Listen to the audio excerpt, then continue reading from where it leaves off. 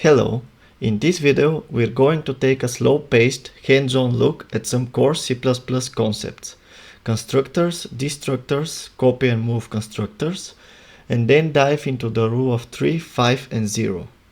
We'll wrap it all up by exploring a key C++ idiom, RAII, which stands for Resource Acquisition Is Initialization.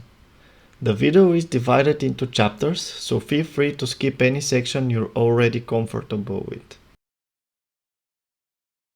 Let's start by exploring how object lifetime works in C++.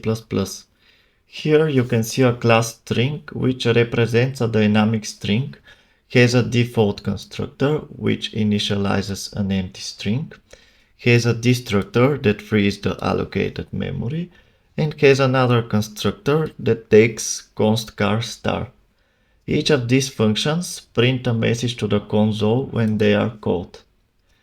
This class has some significant flaws that we will fix by the end of the video.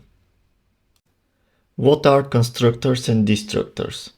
When we create an object, its constructor is called, and when the object goes out of scope, or it is deleted when it was created with the operator new, its destructor is called. Let's see the output window on the right. We see that the constructor with const char star was called, and the destructor was called after the object goes out of scope. If we create another string on the heap, we will see that the default constructor was called for string, but not destructor, because we have to manually delete this object. What is the purpose of the copy constructor and copy assignment operator? In C++, a copy of an object is created whenever we create a new object from existing one, or when using the assignment operator on an existing object.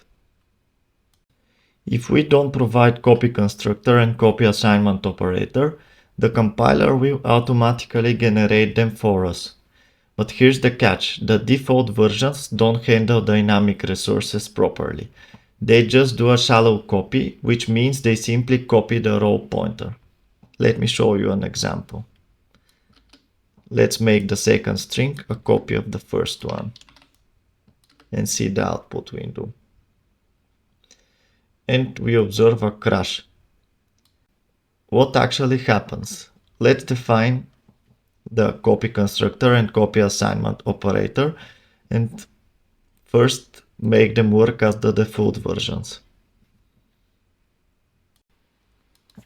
Compiler generated copy constructor and copy assignment operator will only copy the pointer field without actually allocating new memory. So if we create a second object from the first one, as we did here, we end up with two objects pointing to the same memory. What is worse is that when both objects go out of scope, their destructors will be called and will call delete on the same memory, and resulting in a double delete, and this is why we see the crash. So to properly implement the copy constructor and copy assignment operators, we need to create an actual copy allocating new memory for the new string. Let's put the print statement.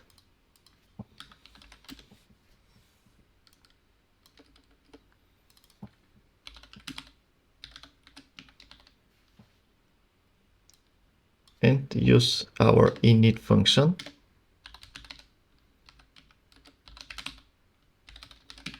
which takes const char star and allocates a new string and copies the provided const char argument.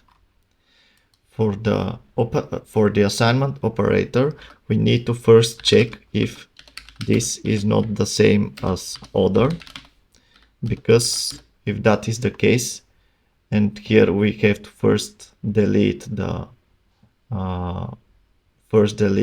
current string. So if it is the same object, we will actually corrupt the state. So here we first delete the current string. Let me remind you, the assignment operator is called only when we assign a string to an existing object. For example, if we do this, here the assignment operator will be called, and nothing prevents us from writing this. So we need this check. So if this is not the same object, we delete string, and we will use the same init function again.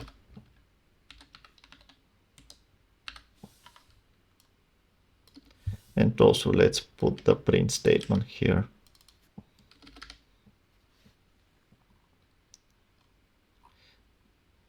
Now, if we observe the output, first we don't see any crashes. Here we see the const car constructor being called. Here we see the copy constructor being called. Here the copy assignment, and two destructors because we have two objects. As you can see, now we have an actual independent copy of the first object. One thing to remind you is to not confuse value types with pointer types. If we assign to a pointer, that doesn't create new object, it just updates the memory address. So for example, let's make this a string on the heap and create a second pointer.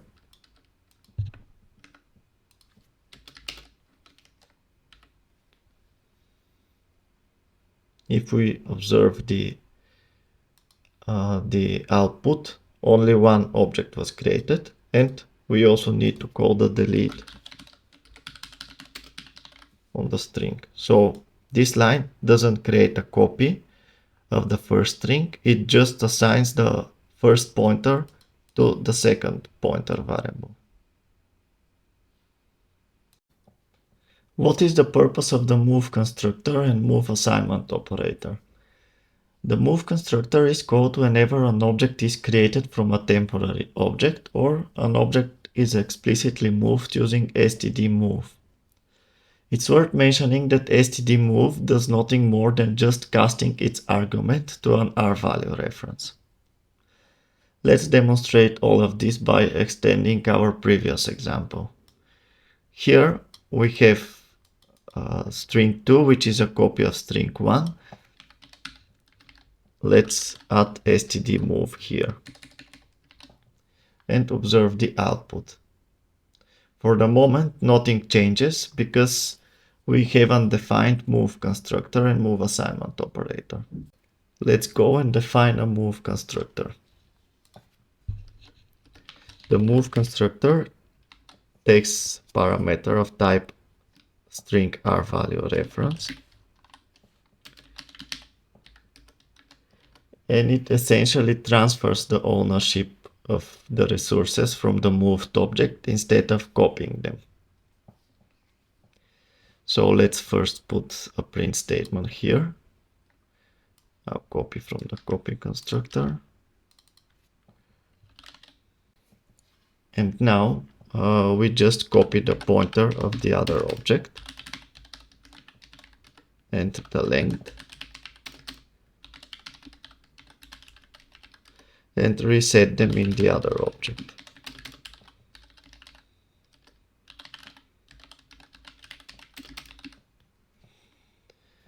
Now here we introduce one other change to our class. Until now the m string pointer couldn't be no pointer, but after we have defined the move constructor, this can be no pointer. So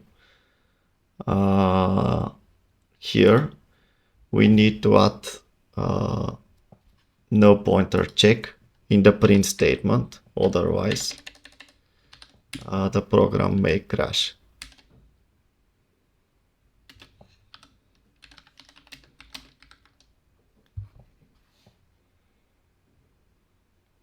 So let's observe the output window.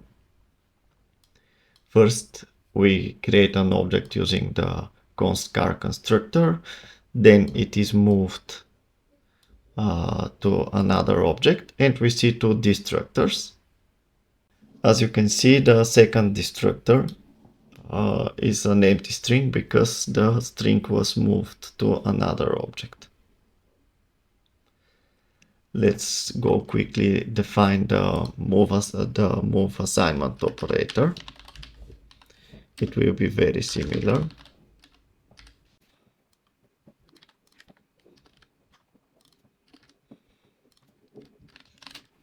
Here we also need to check if this object is different than the supplied other object.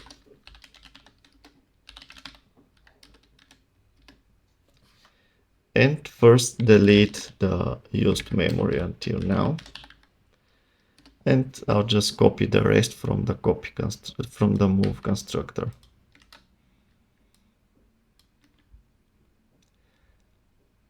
Let's test if everything works as expected.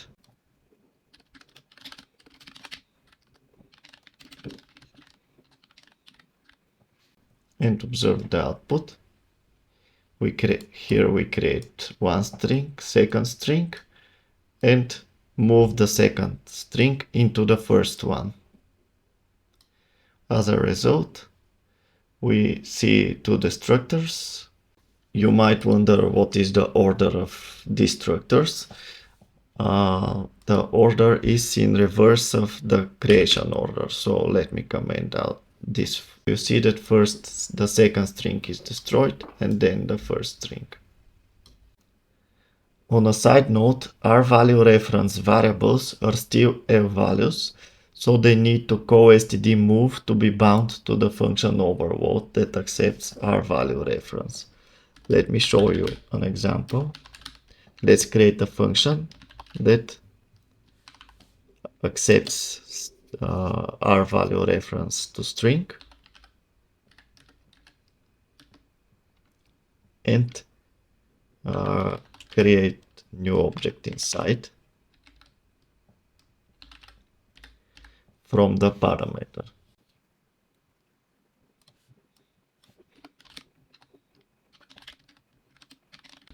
Let's observe the output on the right. First, we see the const car constructor being called, but then we see the copy constructor being called instead of the move constructor. As I said, our value reference variables are still L values because they have an address. So here we need to call std move in order to use the move constructor. In simple terms, an R value in C++ is typically a temporary object or value that does not have a persistent memory address and cannot be assigned to. It's usually the result of expressions, for example this one, or return value from a function that returns by value. We are almost ready to dive into the rule of 3, 5, and 0, but first let's talk about explicitly defaulted and deleted functions. You can default any of the special member functions to explicitly state that it uses the default implementation. For example, here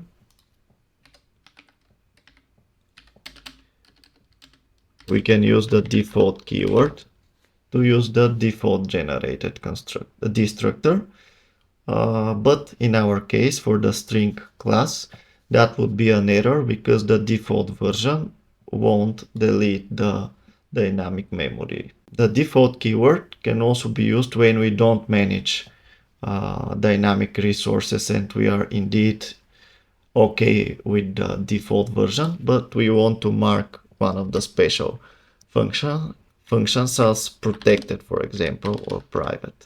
It's also used to generate the default versions if automatic generation was prevented. I will explain that with the rule of 3, 5, and 0. For the moment, let's restore the previous version. You can also delete special member functions to prevent them from being defined or called. For example, in our string class, we can delete the copy operations, thus making only move possible. Let's see what will change. Create one string.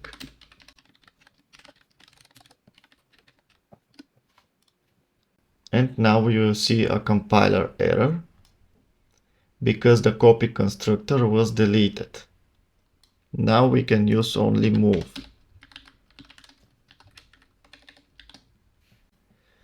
Now that we know the purpose of the special member functions, we can dive into the rule of 3. The rule of 3 states that if a class requires a user-defined destructor, a user-defined copy constructor, or a user-defined copy assignment operator, it almost certainly requires all three. Indeed, as we saw in our string example, having only a constructor that allocates memory and a destructor that frees the memory is not enough, because making a copy of the string using the implicitly defined special member functions will only perform a shallow copy by copying the pointer only. And we saw a crash in this case because of a double delete on the same memory. Failing to provide all those three special member functions is usually a big error. In our string example, you should provide all those three functions or implement a destructor and delete the copy operations. Now let's look at the rule of 5. Providing a user-defined destructor, a user-defined copy constructor or copy assignment operator, including defaulted and deleted, blocks the compiler from generating implicit move constructors and move assignment operators. Any class for which move semantics are desirable has to declare all 5 special member functions. Unlike the rule of 3, failing to provide move constructor and move assignment is usually not an error, but a missed optimization opportunity. And finally, what is the rule of 0? If a class doesn't deal exclusively with ownership, it should not have custom destructors, copy and move constructors, and assignment operators. In other words, if you can avoid defining default operations, do. However, when a base class is intended for polymorphic use, its destructor may have to be declared public and virtual. For example, this blocks implicit move constructor and move assignment operator, as stated in the rule of 5, and it deprecates the implicit copy constructor and copy assignment operators. So all 5 member functions have to be defined as defaults. To wrap it all up, let's look at the RAII principle. RAII stands for Resource Acquisition Is Initialization. This is a C++ programming technique which binds the life cycle of a resource that must be acquired before use, for example, allocating heap memory as our string example here, and it is bound to the lifetime of the object. In other words, the life cycle of the resource is encapsulated by a class where the constructor acquires the resource and the destructor releases it. Copy operations, if provided, perform actual copying of the resource, while move operations transfer the ownership between objects, ensuring resource safety. Our string class is an example of RAII class. Let's quickly create a non-RAII string class to demonstrate you the difference. I'll copy the fields from above. And here, let's copy the init function. But now it is public and the programmer is responsible for manually calling it. And we also need to define a destroy function to free the allocated memory. We can also define copy and move functions. Here we need to delete. Actually, let's first check if this object is different than the other object. Otherwise, the state will be corrupt. And delete the previous memory. Or actually, we can call destroy here and init with the other string. That will be quicker. We can also define move function, and all of those functions will have to be manually called by the programmer, which is very error prone. Can I copy this from here? One more thing. Here we have to delete the copy constructor, copy assignment operator, and the move operations. Otherwise, we will end up in the same situation as before, where we observed the crash. Now we have deleted the copy operations, and as I said in the rule of 5, having user-defined copy constructor or copy assignment operator or destructor prevents the implicit declaration of move constructor and move assignment operator. So here we don't need to delete the move constructor and the move assignment operator. How to use the manual string class?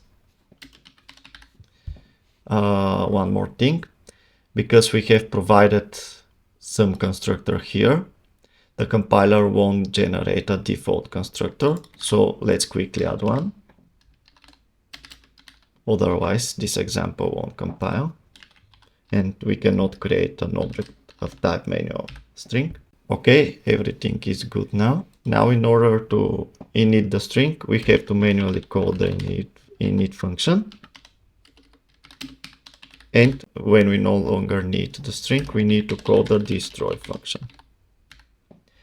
As you can see, now the programmer is responsible to call each function, which, as I said, is error prone.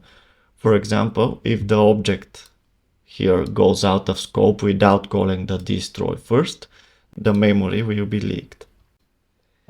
And that wraps up our deep dive into object lifetime, copy and move semantics, the rule of 3, 5, and 0, and how all of it connects to the RAII principle in modern C++. The key takeaway here is, if your class manages resources, follow the rule of 3 or 5. If it doesn't, aim for the rule of 0 and let the compiler handle things for you. And whenever possible, design your classes using the RAII principle. It's one of the most powerful and elegant idioms in C++. It ensures that resources are acquired and released safely, automatically, and predictably. If you found this video helpful, please consider giving it a like and subscribing for more C++ content like this. Thanks for watching and happy coding!